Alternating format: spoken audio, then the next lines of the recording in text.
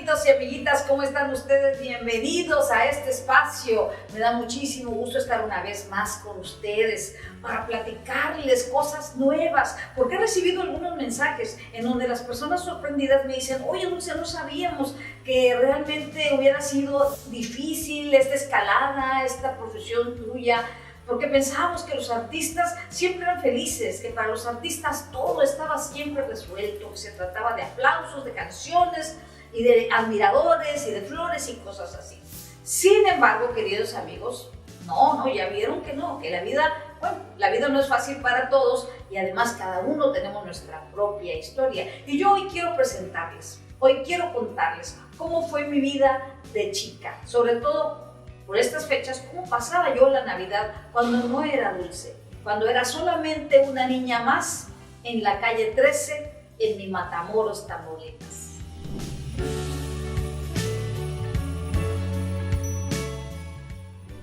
Pues es inevitable recordar lo bueno, lo malo y todas las otras cosas que pasaron. Pero ocurre que nosotros éramos dos niñas con una mamá sola, una mamá divorciada.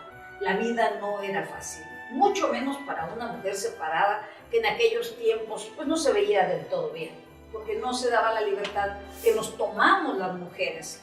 Y bueno, la vida era muy diferente, sobre todo con una mamá que tenía que trabajar tantas horas durante todo el día, a lo mejor 3, 4 empleos a la vez para poder sacar adelante a sus hijas.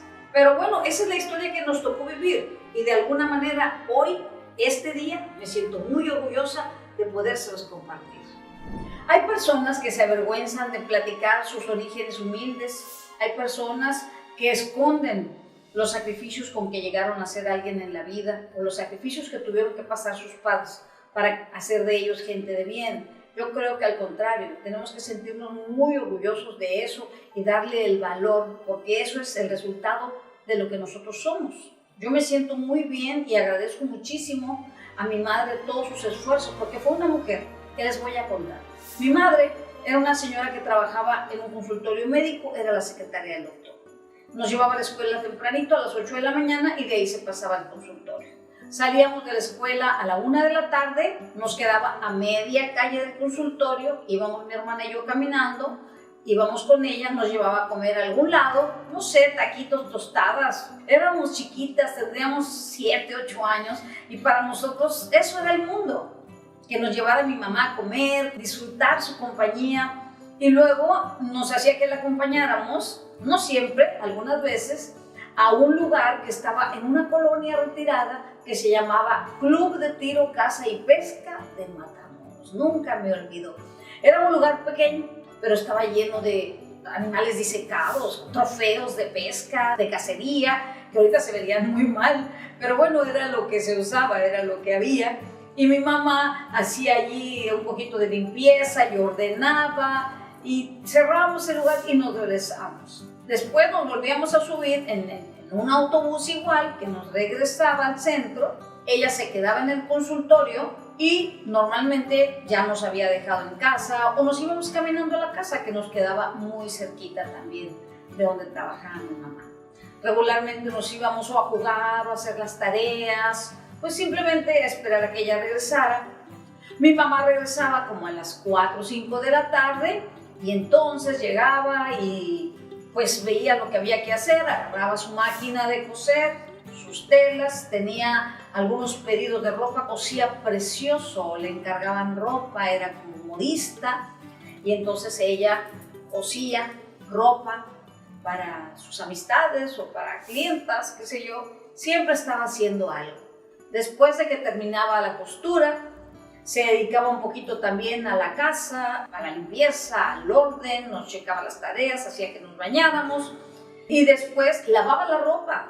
Se lavaba a mano y el tallador estaba así a mano y exprimía y colgaba la ropa, se ponía aquí las pinzas en la ropa y de que agarraba así, colgaba la ropa, después planchaba y pobrecita ya se acostaba tarde después de terminar sus costuras. Se acostaba tarde y la podían llamar y despertar a cualquier hora si alguna persona se enfermaba, si alguien necesitaba una inyección un suero o si había que cuidar a algún enfermo.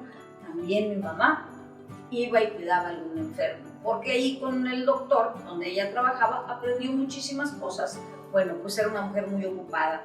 Sí, éramos una familia con muchas limitaciones económicas.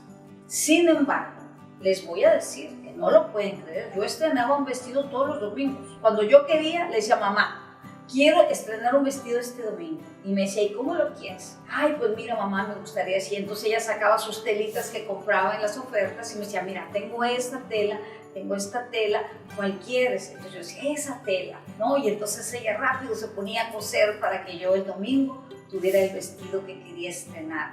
Pues entonces me decía, vete con la señora Revilla, cómprate los zapatos que te gusten, nada más firmas para que el domingo te estrenes tu vestido con los zapatitos que te hayan gustado. La señora Revilla también vendía los calcetines, me gustaba mucho ponerme malla, y le decía, ay señora, ¿tiene la malla del color? Sí, mi hija. Entonces yo me traía la malla, los calcetines y los zapatos. Yo tenía zapatos de todos los colores, porque a cada rato, si pasaba por la zapatería y algo me gustaba, yo llegaba, lo firmaba, me lo llevaba a la casa y lo estrenaba. Pues yo era una princesita, muy bien vestidita, claro, pues con esos vestidos que me hacía mi madre y con los zapatos de la señora Revilla. Pero no me daba cuenta, mi inocencia no me dejaba ver. Y cada vez que yo firmaba con la señora Revilla, las deudas de mi madre se iban juntando cada día más. No teníamos televisión, no teníamos teléfono. Yo iba a una escuela de gobierno, igual que mi hermana. No pasaba el autobús por nosotras para llevarnos a la escuela, obviamente, y mucho menos para traernos de regreso. En casa nunca hubo un automóvil, no había lavadora. En las fiestas navideñas no había árbol de Navidad, no había Santa Claus.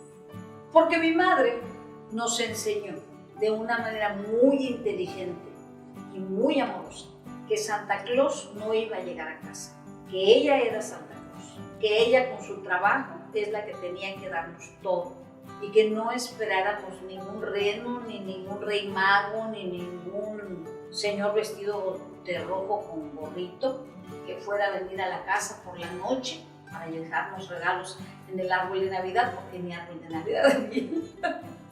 Entonces, bueno, lo entendimos y nos decía, bueno, ahora en Navidad les voy a hacer un regalo, pero tiene que ser un solo regalo para las dos, para que las dos lo jueguen y entre las dos se diviertan con el mismo juguete.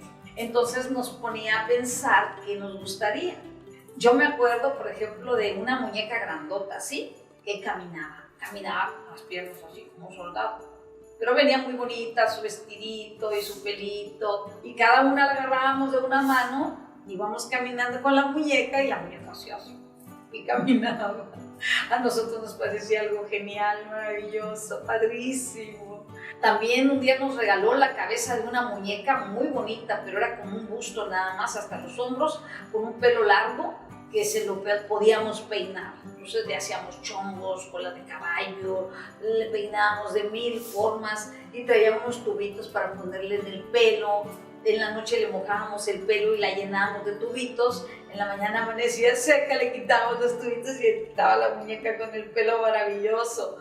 O sea, regalos que realmente nos hacían muy felices, pero de ninguna manera nos los había traído Santa Claus. Eran regalos de mi mamá. Puedo decir que tuve una infancia muy feliz, nada me faltaba, pero con el tiempo empecé a observar que, por ejemplo, mis primas que vivían enfrente, pues sí tenían el camión que las venía a buscar en la mañana y las dejaba, iban a una escuela particular, tenían coche, también tenían coche, ellas sí tenían teléfono, de hecho, mi papá nos hablaba a la casa de ellas y nos decían, les hablo por teléfono su papá.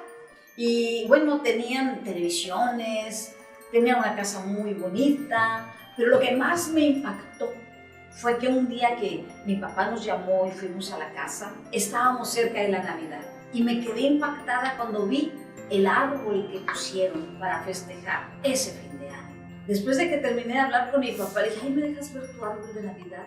Y dijo, claro. Hasta entonces yo había visto esos árboles de Navidad hermosos nada más que en las tiendas.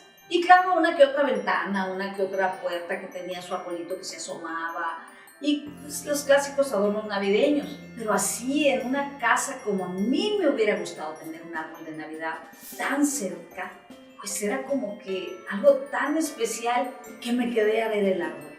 Y pasaba el color y el árbol se ponía morado, luego se ponía rojo, se ponía amarillo, se ponía oscurillo. Ay, y le habían puesto las esferas plateadas, entonces también las esferas tomaban el color. Pero eso no era todo. Tenía una caja de música que conforme el árbol cambiaba de color, giraba sobre sí mismo, también había una caja de música que tocaba. Y yo, algún día voy a tener uno como este. Algún día voy a tener un árbol de Navidad. Mis primas y su familia siempre fueron muy buenas personas, siempre fuimos muy buenas primas, pasamos una niñez inolvidable. Aunque había esas grandes diferencias, realmente nunca nos hicieron sentir que ellas tenían y nosotros no. Éramos niñas libres de envidias, no había competencia, éramos primas y éramos muy buenas chicas todas. Pero teníamos un punto de unión muy fuerte. No pasábamos juntos la Nochebuena, pero la Navidad, la abuelita Petra, que en paz descanse, doña Petrita, a la que le mando muchos besos, era el punto de unión de todos. El día 25 mi mamá nos llevaba a la casa de doña Petrita a comer el pastel que ella hacía todos los 25 para que toda la familia se reuniera y algo del recalentadito, que ya saben que el 25 siempre hay. Para nosotros el 24 era un día padrísimo. Ni nos arreglábamos, ni nos íbamos a casa de nadie. Nos la pasábamos ahí las tres solitas. Pero recuerdo que cuando despertábamos, abríamos los ojos, ya estaba ahí el regalo. La muñeca o hacían los raspados, lo que fuera. Nuestro juguete, nuestro regalo, ya estaba allí. Mi mamá venía a la cama, nos decía no se muevan y nos traía el chocolatito caliente, ya fuera champurrado, ya fuera chocolate, pero era una cosa tan bella porque normalmente son días en que se siente mucho frío en Matamoros, mucho frío. Entonces ese chocolatito caliente en la mañana en la cama era verdaderamente el máximo. Ya teníamos el regalo, nos despertaba con unos panes que nos encantaban, ya los había comprado con tiempo. Era un día en que mi madre jugaba con nosotras, se tiraba en la cama con nosotras, nos abrazaba, nos besaba, nos consentía todo el día. Para esto, ya desde un día antes, con mi tía se habían puesto a untar las hojas de elote, se untaban con la masa y hacían los tamales. Unos tamales delgaditos, chiquititos, tan ricos. Los hacían de frijolito, los hacían de carnita deshebrada, pero siempre los tamalitos en la Navidad. Hay personas que hacen pavo y la ensalada navideña y cosas así que para mí eran totalmente ajenas. Nosotras comíamos tamales y otra cosa maravillosa que nos hacía mi mamá, la capirotada, que la hacía deliciosa y a veces se ponía a hacernos buñuelos. Esa era nuestra Navidad, una Navidad rica, chiquita, íntima, muéganos, pegaditas. Había noches de Navidad en que a lo mejor no alcanzó a hacerse los tamales, no alcanzó a hacer la capirotada, entonces mi mamá tenía una estrategia maravillosa. A la vuelta de la casa había un restaurant bar, podías ordenar comida y te llevabas tu platillo. Me acuerdo, le decían la cantina de Germán, ahí en la calle 12. Entonces nos íbamos caminando hasta allá, porque mi mamá nos decía, ahora sí no hay tamales ni capirotada, no me dio tiempo, pero ¿qué tal si nos cenamos una machaquita de Germán? ¡Ay, riquísimo! Bueno, nos íbamos las tres caminando esa calle y le tocaba a mi mamá en la ventanita y se asomaba, señor, ¿qué va a llevar? Decía, y lo recuerdo con alegría, qué rico. Deme una machaca para llevar. No, un machacado, le decía a mi mamá, el machacado con huevo. qué cosa tan deliciosa. Ya se nos hacía tarde para llegar y destapar aquel platillo desechable, porque eran platos desechables, y abríamos aquello, qué olor. Las tortillas de harina así grandotas, la machaca con sus frijoles por un lado, sus salsitas, sus totopos, sus chiles. No, aquella machaca de Germán era un verdadero banquete. También recuerdo que en esas fechas, como en casa no había poquitos ni estas cosas, ella, para hacernos disfrutar la Navidad, nos llevaba a la plaza principal, donde estaba todo iluminado y había flores de estas nochebuenas, ya saben, hechas con foquitos rojos y las ocas y las campanas y todas estas cosas con las que adornan las ciudades. Pero allí en la plaza principal era el centro de atracción de todas las familias, había música y había artistas locales, se ponían puestecitos de churros, de tacos, vendían globos, de esas cosas que ves en las placitas de los lugares de las ciudades pequeñas. Matamoros, desde luego, pues no era la ciudad tan grande que es ahora, era una ciudad que todavía se respiraba a provincia, preciosa. La gente iba y se sentaba en las bancas, había una fuente que daba colores y que bailaba, y nosotras nos sentábamos ahí buenos ratos a ver la fuente. Había varias fuentes, pero bueno, te la tenías que granjear para que te dejaran una banquita y poderte sentar a ver la fuente. Y en el kiosco, un kiosco precioso, estaba la banda tocando y tocaban también la música navideña. Entonces, realmente era algo que disfrutábamos muchísimo. Nos sentíamos plenas, nos sentíamos felices, a pesar de que no teníamos nada. Pero claro que lo teníamos todo, porque teníamos lo principal, la teníamos a ella. Ella, que siempre fue el motor y el motivo de nuestra felicidad y de nuestra vida. Yo era chiquita, pero a mí ya me venían las ideas y los sueños de que yo quería ser cantante. Yo sabía que un día lo iba a lograr.